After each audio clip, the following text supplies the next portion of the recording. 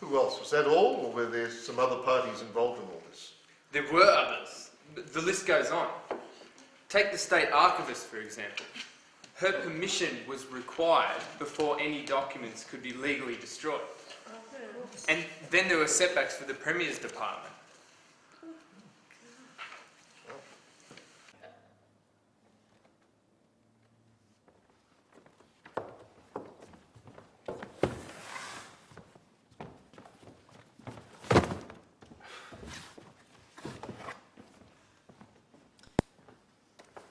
Can you approve the destruction of these files, please? Following the usual processes, of course. Have you certified that these are of no longer use and have no relevance anymore? Yes. And that's straight from the Premier's office. They have absolutely no purpose at all. Well, I can see no problem then. But we have to shred them today. Why? These useless files that nobody wants or needs for any purpose whatsoever, not needed in any way, shape or form, have to be destroyed today. But why? The man who operates the shredder is going off on holiday. Going on holiday? I want the shredded paper. I need it today. Shredded paper? What for? My dog's having puppies and I need the paper for the basket. This is getting ludicrous, isn't it? We agree. Well, look, I will give permission for these files to be destroyed. Thanks. Very. Oh, we got rid of all of them. All gone. Yep.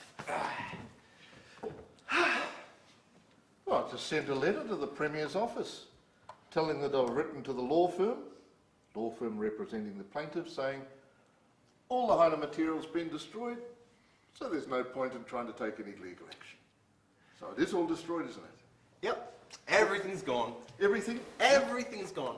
Empty as a luckless gambler's wallet? All gone? Everything's gone, except for the originals on file, of course. Except for The original reports from the centre. They still exist on file. they still exist on file. The ones that,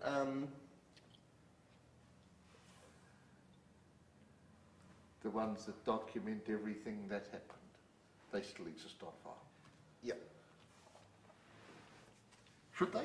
Should they?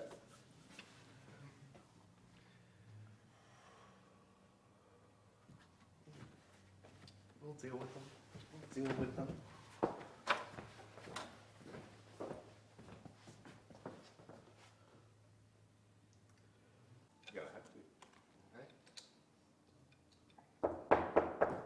Yes, come in, please.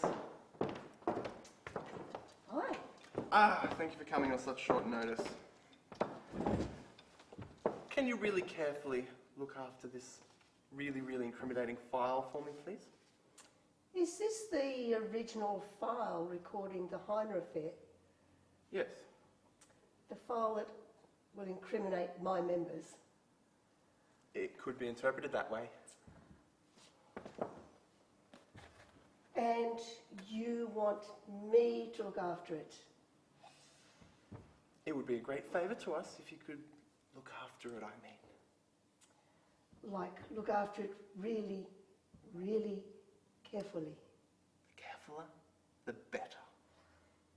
I guess I'll have to do that then. How's the husband? He's great, thanks. Kids? Are we keeping on with this? Keeping on with what? The Heiner Affair. Ah, the affair to remember. Yes. I remember it well. She was only 16. I was too young to know. Well, my members will be none the wiser. Ah, that's good. Thank you very, very much. How soon can you take care of it? Well, I think it'll have to be fairly immediate because I must look after my members. Excellent. Members, we like things with members. Yes. It's not a funny thing. This is a serious thing we're talking about. We need to get rid of this bloody file. It's gone! Stan, the young people who were abused, what did they think about all this? I mean, were their parents informed? Apparently, the mother of the girl who was assaulted was not told of the events until days later. Then the girl was taken to hospital. Did the police lay charges? No. They said that the girl didn't want to, although she later denied that. She said that the other inmates threatened to bash her if she talked to the police. Anyway, legally, her permission wasn't required. She was a minor in state care, so the police should have laid charges. Well, what happened to the girl in later life? She moved away from Queensland, and yeah, I don't know what happened to her after that. So the perpetrators got scot-free? If you mean the rapists, well, yes. Not even a rap over the knuckles. And of course, no one in the government was ever penalised for breaching the criminal code, the cover-up, anything relating to destroying the evidence. Well, what happened to the whistleblowers? Oh. Whistleblowers, step forward. Whistleblower number 1. You wanted to take legal action to enforce your rights. That's right. You're transferred to the centre of the city. But that's a long way away. It'll take me ages to get there. Get a bus. Whistleblower number 2. You're the industrial advocate who supported whistleblower number 1. Yes, I am. You're sacked. But I was only doing my job. Too bad. You're still sacked. Get out. Whistleblower number 3. This is an ex gratia payment. Sign here. You may never speak of this again, not even to your dog. What about my budgie? Especially not to your budgie. Read the final clause.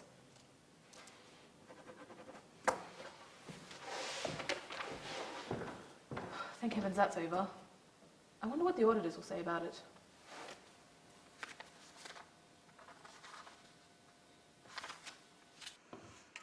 Did the auditors pick up the hush money payments that were made? Yes. The audit office agreed that at least one of the payments to a possible whistleblower to get their silence was illegal. But the office judged it was not appropriate to take any action over it. Were there any inquiries into incidences like this? There were. A couple of years later, there was a public outcry about paedophilia in a number of institutions, and the government had to respond. Thank you for your time, Your Excellency. That's a pleasure. Ms. Ford, you were a lawyer for nearly 20 years before being appointed the first woman governor of Queensland. That's right. And you were appointed by the Labor Premier Wayne Goss, were you not? Indeed. A good man. Did you know him well? Not all that well, but I knew of him through the party. Did you have strong Labor Party links? You could certainly say that. My father-in-law was a notable Labor leader, the Right Honourable Francis Michael Ford, Privy Councillor, former Prime Minister of Australia, High Commissioner to Canada. I see. And after your retirement as governor, did you continue to work for the community? I did. In 1998, Premier Peter Beattie... He would be the next premier, the next Labor premier after Wayne Goss. That's correct. Peter asked me to conduct an inquiry into child abuse in state institutions in Queensland. There had been a lot of public concern about that during the election, and Peter had made a promise to sort the matter out and allay those public concerns. So you investigated issues and incidents of child abuse? Of course. Child abuse in state institutions and others. I handed down my report in 1999, and Peter was very pleased with it. So you must have taken notice of the case of gang rape in the John Oxley Youth Centre and subsequent events and all the material that was uncovered by the Heiner inquiry. No, of course not. Why was that? Well, they weren't in the terms of reference, you see. But was it not child abuse? Possibly. In a state institution? Arguably a state institution. But the John Oxley Youth Centre was definitely run by the government. Definitely a state institution then. And it was child abuse. Well, arguably child abuse. But the facts seem to be that a 14-year-old Aboriginal girl was raped by several older inmates, adults in fact. Wouldn't that fall under the meaning of child abuse? Well, you couldn't say that unless an inquiry had looked into the matter. An inquiry into child abuse in state institutions in Queensland, for example? Yes, that would be the ideal body to investigate something of that kind. Thank you for your time, Your Excellency. It's been a very great pleasure. When the irony was that in Queensland in 2004, another person was convicted of exactly the same offence as that committed by the public servants in the Heiner Affair. And in WA, a case proved public service advice is no defence for breaching the law. Is that right? I thought that if you followed official advice in good faith, it would be a fair defence in the court of law. No, not at all.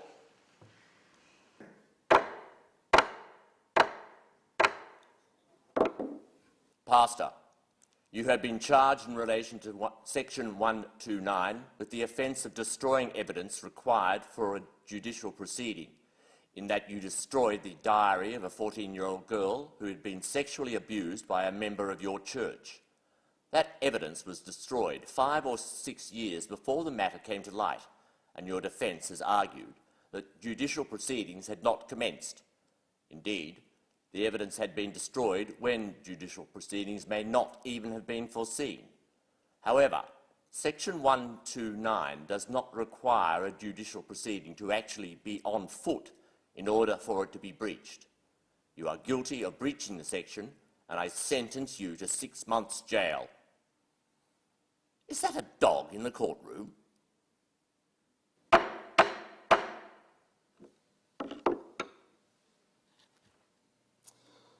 This trial has involved a fisherman and matters relating to fishing practices. The defendant has relied for his advice on the fact that he was following the advice of a government official. The advice of that official was not correct in law.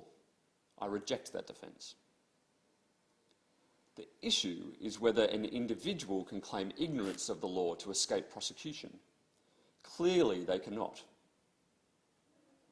A mockery would be made of the criminal law if accused persons could rely on, for example, erroneous legal advice, or their own often self-serving understanding of the law as an excuse for breaking it.